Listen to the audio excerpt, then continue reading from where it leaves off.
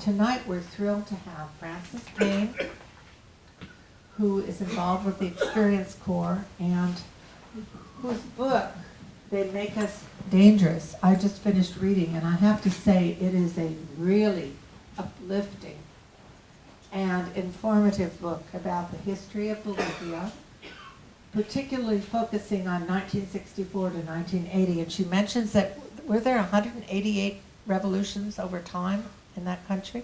Well, from the time it became a republic, yeah.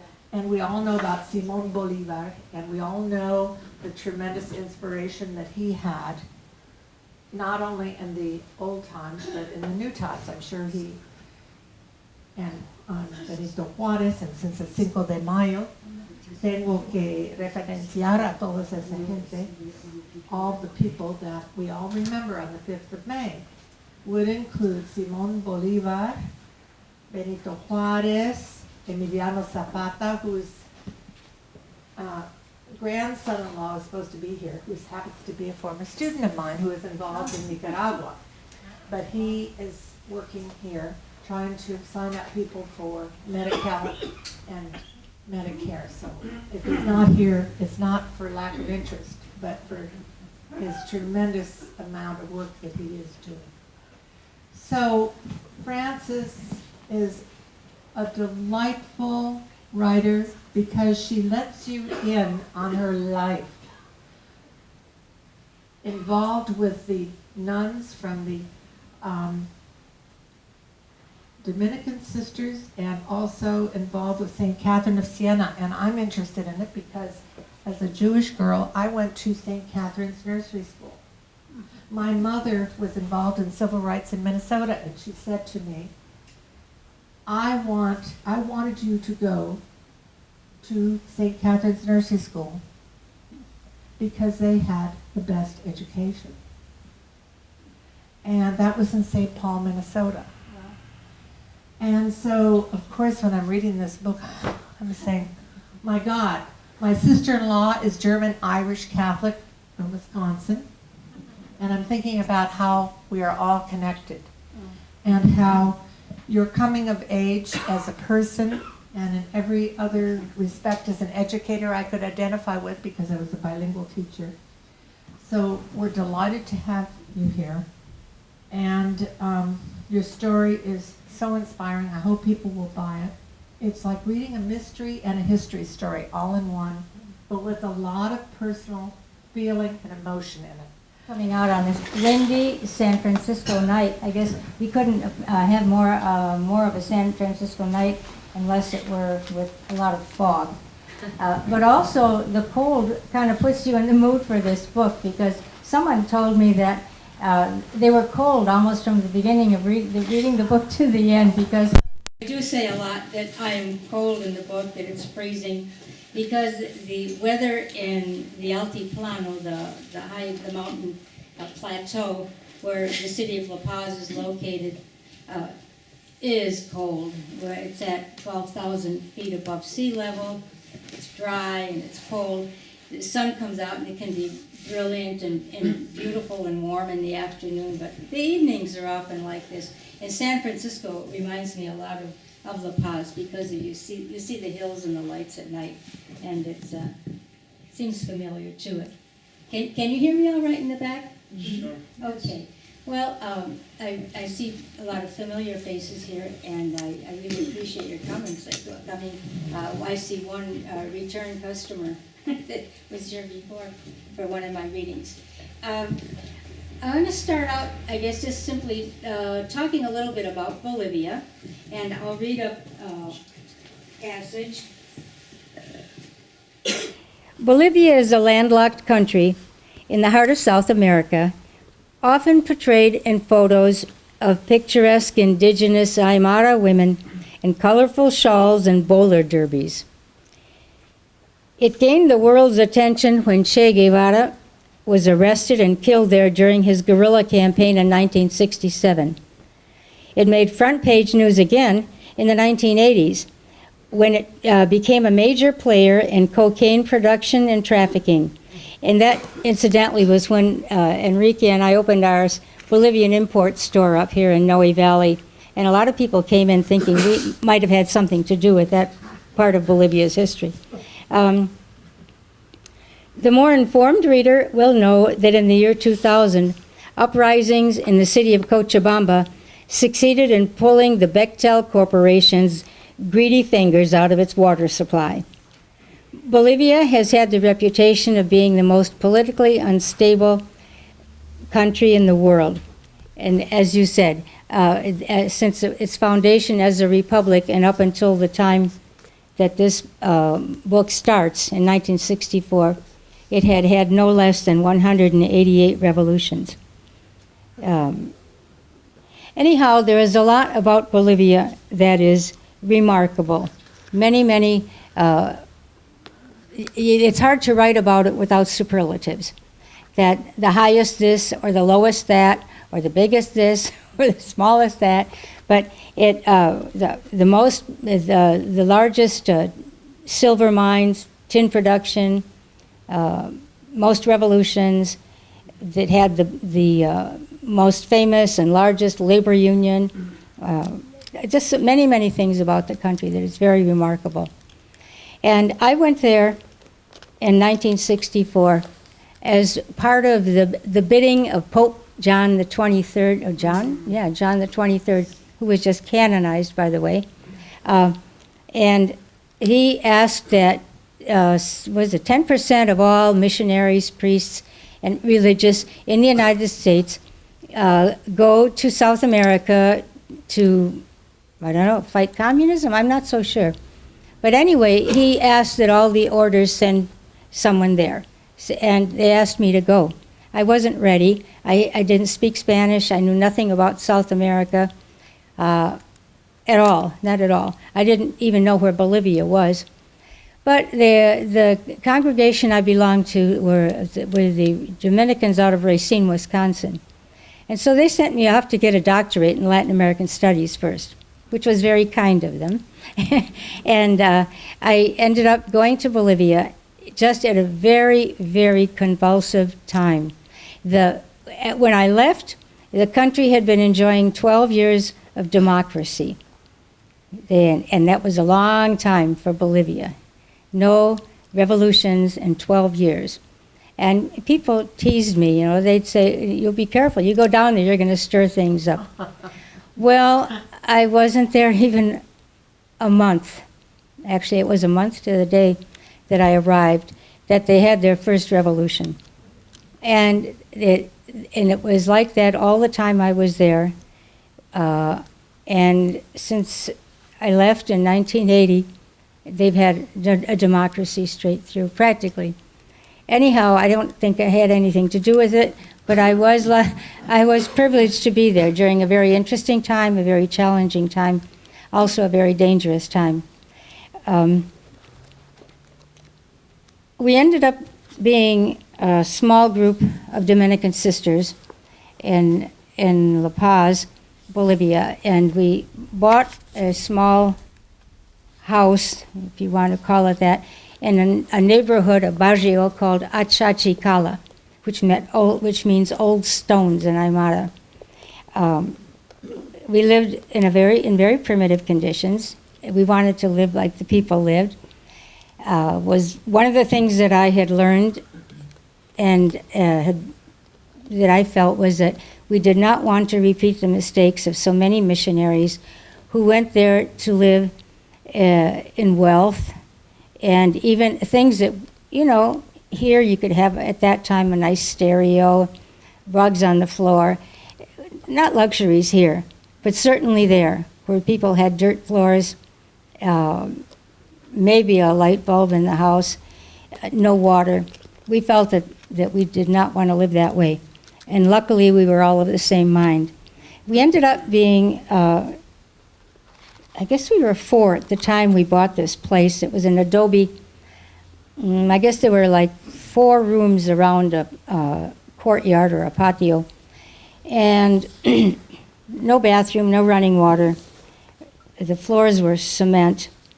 And we lived there and just to share the lives of the people and see what they wanted of us, what they thought about us, and what maybe we could do. I'll give you an idea of what it was like. This is Achachicala, that was in the Baguio, was no exception to what the rest of the country was like, most of the country. We attended the regular junta meetings. Each neighborhood had a junta, an organization. Sometimes Bolivia is called the most organized country in the world because everybody belongs to some kind of a political organization that can eventually reach to the top. These meetings were held at night in an empty room except for straight-back chairs or rustic benches. The room was dimly lit by a bare light bulb, which often I have thought could be as much a symbol of Bolivia as the llama or the boulder derby. The light fixtures and the lamps were rare commodities. In the cold night, everyone sat bundled up in overcoats and with collars and scarves pulled up around their ears. There was no notion of how to move a discussion along. Each member would stare ahead without making eye contact with anyone else, and then respectfully maybe repeat word for word what somebody else said. However, it seemed to us that nothing was happening, but something very important was happening.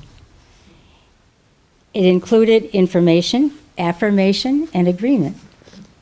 Working out details had to be done at another level. The following day, over a cup of coffee, or more likely, a bottle of beer, the logistics were crystallized. And it was so that our eyes were reopened. And that was how we came into play. We organized a library. We brought in medical students to organize smallpox campaigns, polio immunizations, and volunteers that worked with the children. Little by little, we became a part of that barrio of Achachicala. We stood in line with them for water in the bitter cold morning air. We carried our buckets of water down their streets just as they did. We swore when the spigot was turned off without notice. We waited patiently at their side to buy bread from the corner oven. We jammed into the rickety buses with them, and we swallowed the same dust that came through the broken windows. We prayed silently that the brakes wouldn't give out on the steep inclines, but not so silently when the wheel fell off and we skidded crazily to stop against the hillside. We learned what marginality was about, not from books. No longer, I was not at St. Louis University anymore reading about poverty. The theories took on a life. They were etched in the lines drawn on people's faces, on the tiny bare feet in the cold, and a table set with a meal made of only flour and water. These intolerable conditions filled my eyes with sadness and my spirit with indignation and a desire to find a solution.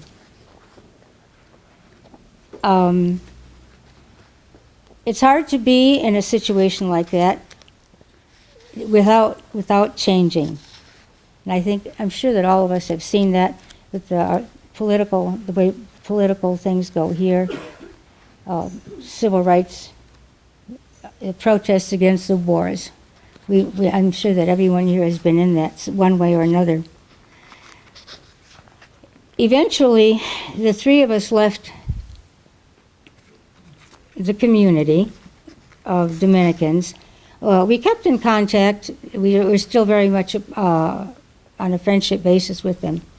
But we left because we didn't want to be identified with a North American organization.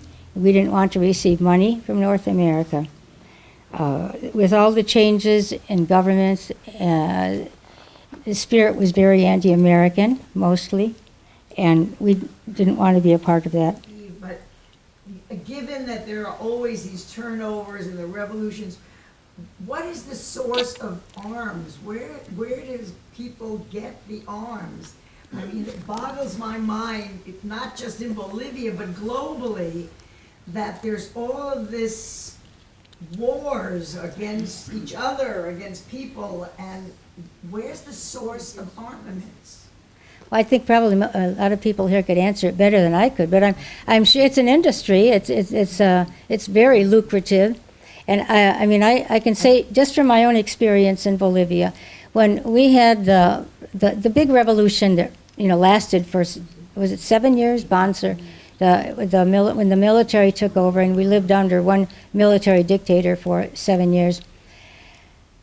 The very first thing that we saw, first of all, it was a revolution or a takeover that was backed by the U.S. government.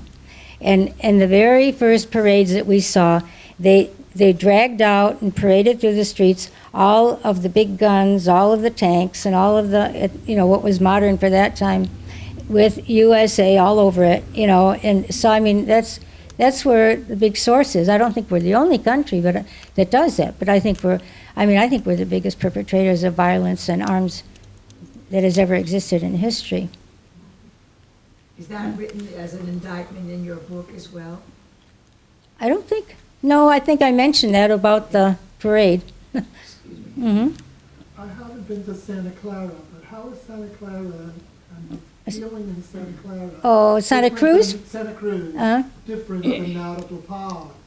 Are they basically pretty much the same? I don't know much about that city, but that's a very, very large city in Bolivia. It is now, So yeah. How does it stack up against La Paz? I think Morales was from Santa Cruz, if I'm not mistaken. No, Evo Morales. Where was he? ¿De dónde era Evo Morales? Yeah, pero era del Altiplano, ¿no? De las minas. Yeah, he's from the mines. Yeah. He's from the mines. Yeah. But Santa Cruz, it has traditionally is much more conservative. That's where some of the worst, the military dictators came from there. But now it's just a big corrupt city, and during the cocaine boom, that's when Santa Cruz really grew. You couldn't buy anything unless you had dollars, and everybody had. Everything was done in coca dollars.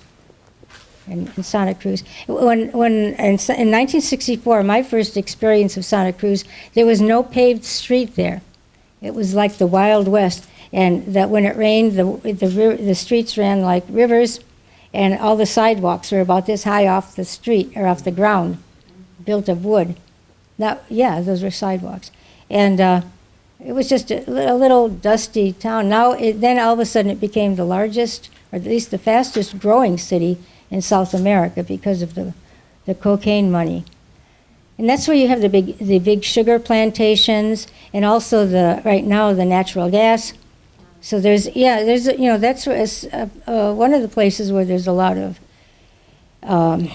there was a big separatist movement. They wanted to separate from Bolivia a few years ago. But then Bolivia discovered lithium. And in the mountains. That was going to be my next question. Yeah. Is lithium, they said that Bolivia has I think like 70-80% of the world's lithium. Yeah. And it has the potential to become a very rich nation from that lithium. Yeah, that's it. And then Santa Cruz didn't say much after that. They stopped talking about separating because they figured, they don't need us, so. Yeah. Do you have any connection with the Center for Justice and Accountability here? Here? Yeah. No, I do not. Because they've tracked a lot of dictators who are living with impunity in this country. Oh, yes. And there are a group of lawyers, international human rights lawyers, that are particularly seem to be interested in Latin America, and I would think that some of those people would be really interested in your book. Oh, thank you, thank you. And there are two that are here. The Gonzalo Sanchez de Lozada, he was the last one to really get kicked out by Evo Morales, by that group. Really? Yeah. He went to when he left the country, he went straight to before he left, he went to the National Bank, and a USAID helicopter stopped, picked him up off the roof with his, I don't know how many bundles or suitcases of money he had from the bank. And they flew him off to the United States.